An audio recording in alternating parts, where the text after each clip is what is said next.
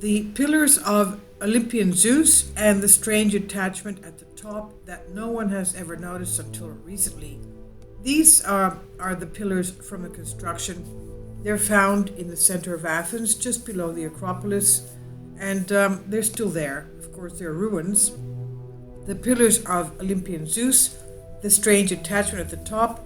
Researchers, academics, archaeologists, historians, and those who have this insatiable scientific curiosity eating them up as a worm, known well, the thrill of the chasing of an inexplicable puzzle. What is this now? One of the puzzling riddles that looks like puzzles, especially when we talk about something famous that comes to us from antiquity and has been repeatedly under the microscope of scientific analysis.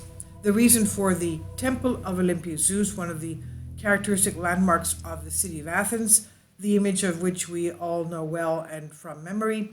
The largest Greek church during the Hellenistic and Roman years began to be built in the time of Pisistratus, the temple that is, the ancient Greek temple, in the 6th century BC.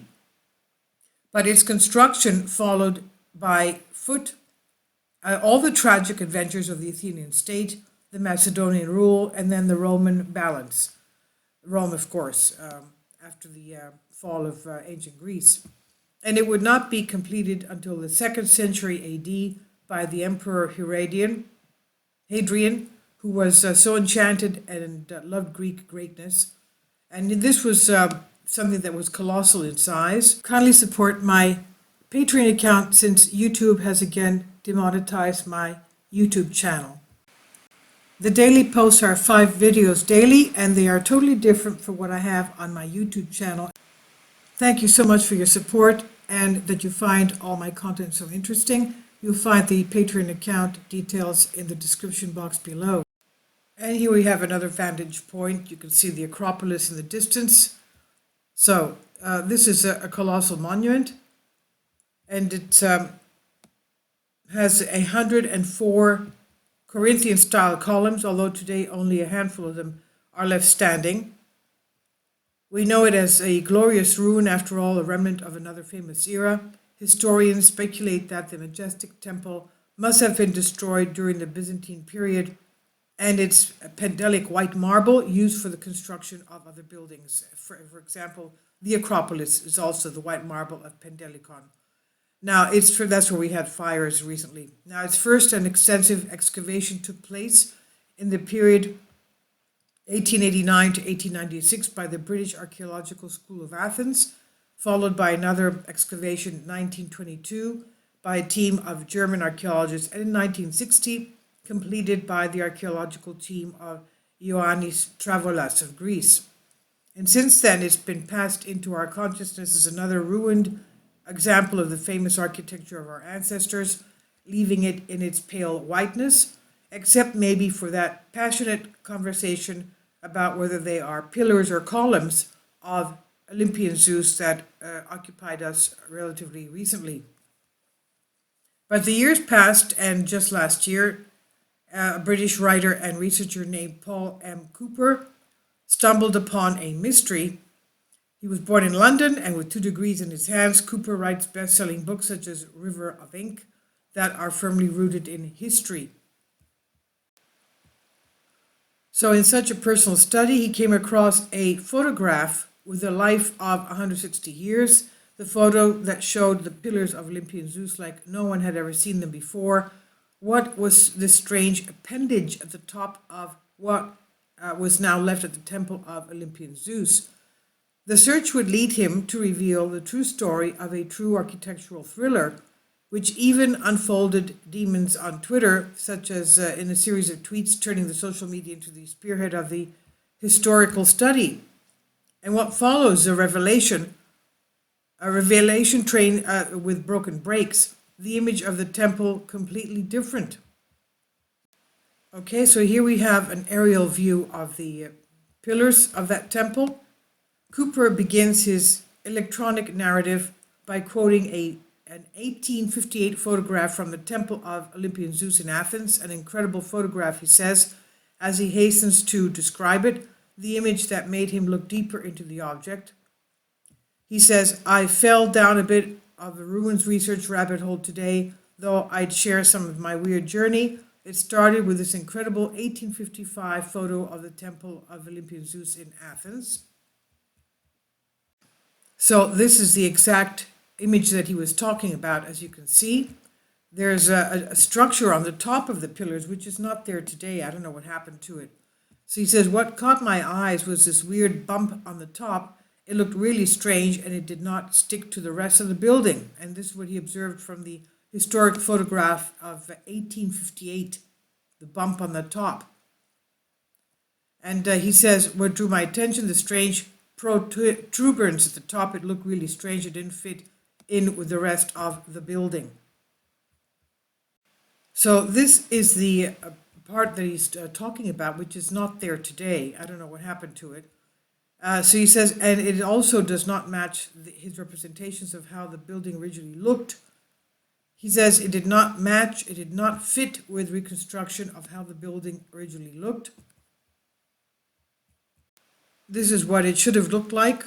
I mean, the ends are basically tapered at the end, a triangular shape.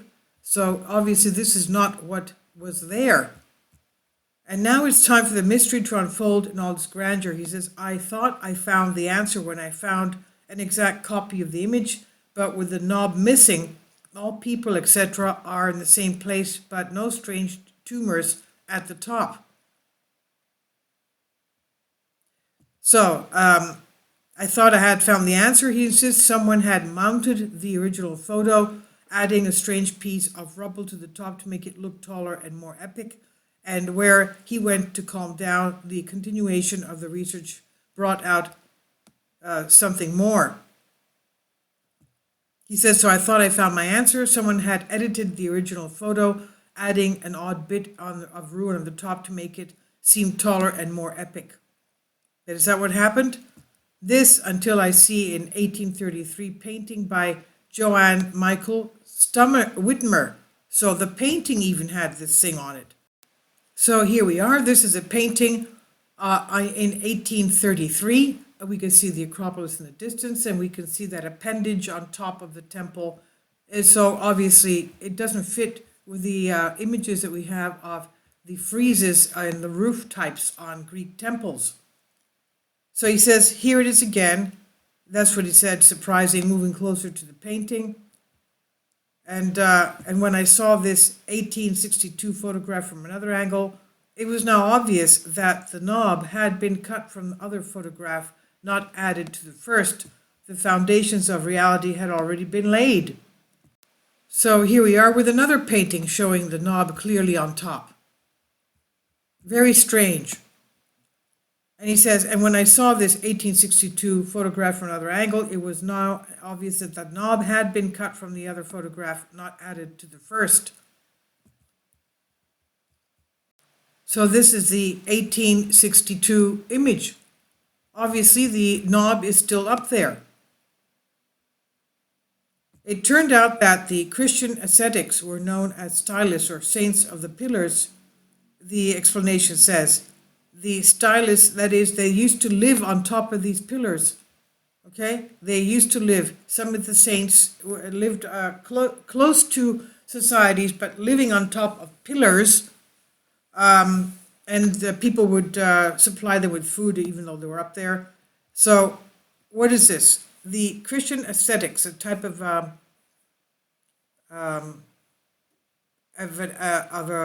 ordinance or a ritual, okay, a type of fasting, I would say. The pillar saints. The stylists believed that living on the top of tall pillars brought them closer to God, at the same time caused sacred physical weakness, atoning for their sins and the sins of the world. And there they were. This is an image of some Stylites saints on pillars. Of course, they had to be there, rain or shine. They believed that living on top of the pillars brought them closer to God and caused them holy bodily mortification, at the same time atoning for their sins and those of the world. So it turned out that the Christian ascetics were known as Stylites or saints of the pillars. The explanation says the stylists believed that living on top of the tall pillars brought them closer to God, at the same time caused a sacred physical weakness, atoning for their sins.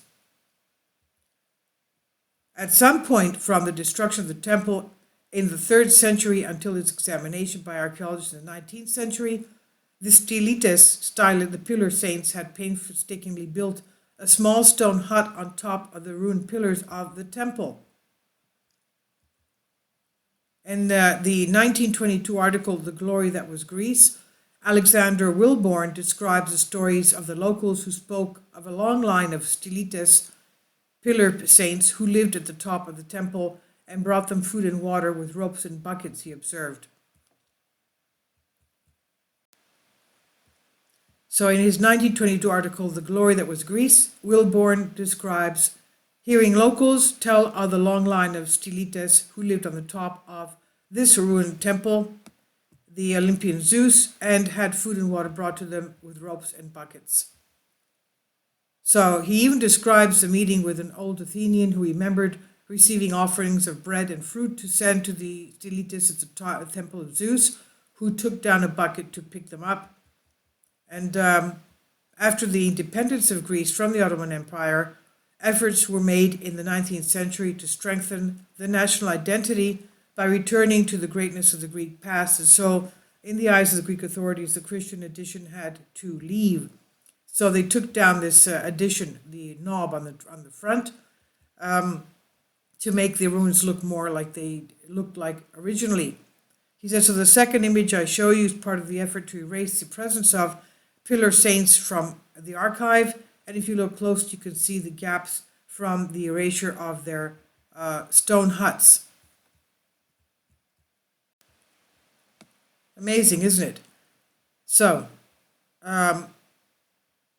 this is the original photo of the Temple of Zeus with the hut of the stylists, the pillars, and everything. That's what came down. That is what came down. Isn't that something? The pillar saints. So these are the fruits of his research for a monument in Athens that you can hardly imagine otherwise. This is translated for you from a Greek article from Newsbeat, and it's on the Adrastika. I think this is fascinating. Okay, if it had not been taken down, it would have been still up there, and it's a little stone hut, basically very narrow. I don't even know if there was any type of an indentation where he could sort of cover himself from wind and rain. I don't know. Very fascinating. So please leave your comments, and thank you for your support.